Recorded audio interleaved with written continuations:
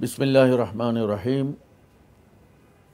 প্রিয় মুসলিম ভাই বোনেরা, আসসালামু আলাইকুম। আজকে কোরআন তেলাওয়াতের ফজিলতের উপরে কিছু কথা বলবো। আমরা সকলেই জানি কোরআন নাজিল হয়েছে রমজান মাসে। যেই রমজান মাসে কোরআন নাজিল হয়েছে সেই মাসটার কত বেশি ফজিলত। আর এই কোরআন হচ্ছে আল্লাহর কালাম, আর এই কোরআন আল্লাহ তাআলা হেফাজত করবেন। এই কোরআন তেলাওয়াতের যারা করবে, আল্লাহ রসুল সাল্লাল্লাহু আলাইহি সাল্লাম বলেছেন যে এই কোরআন তার জন্য হাসরের ময়দানে সুপারিশকারী হবেন। এটা সহিহ হাদিসের মধ্যে, বিশুদ্ধ হাদিসের মধ্যে এসেছে। আল্লাহ রসুল সাল্লাল্লাহু আলাইহি সাল্লাম বলেছেন, খায়রুকুম মান তাআল্লামাল কোরআন ওয়া আল্লামাহু। তোমাদের মধ্যে সর্বোত্তম ব্যক্তিকে, ওই ব্যক্তি হচ্ছে সর্বোত্তম যে কোরআন নিজে শিখে এবং অন্যকে শিখায়।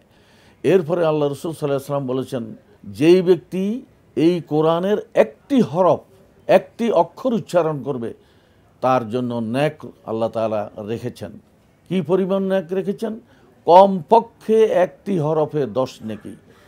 কেউ যদি শুধু আলিফ লাম মিম বলে 3টি অক্ষর, তাহলে 30 নেকি।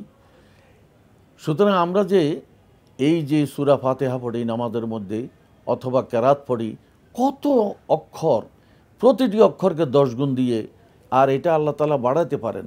রমজানে এক একটাকে তো আল্লাহ 70 গুণ করেন, আরও বেশি 700 গুণ পর্যন্ত করেন।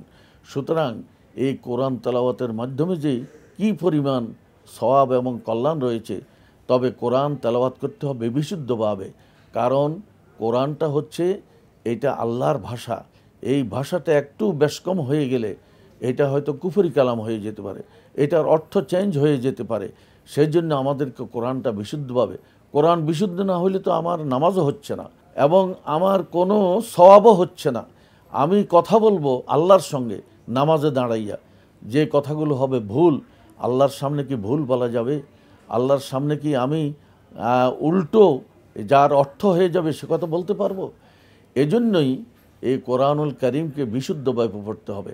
কোরআনুল কারীম নামাজে পড়া ফরজ, এই জন্য আমাদেরকে কোরআন শিখতে হবে।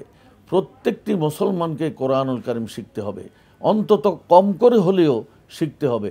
আর যার মধ্যে কোরআনের একটি হরফও নেই তাকে শয়তান দখল করবে, আর যার মধ্যে কোরআন আছে তাকে কখনো শয়তান দখল করতে পারবে না।